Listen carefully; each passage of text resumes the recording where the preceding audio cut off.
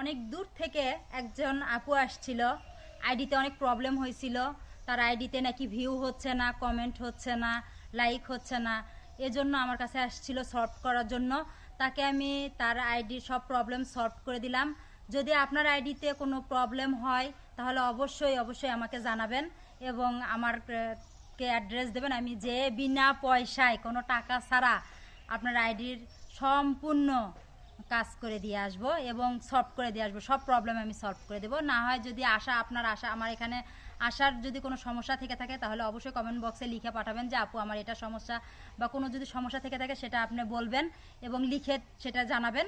আমি অবশ্যই যেটা বলবো ঠিক সেই ফাংশনে যে সেটা করবেন, ইনশাল্লাহ আপনার প্রবলেমগুলো সলভ হয়ে যাবে।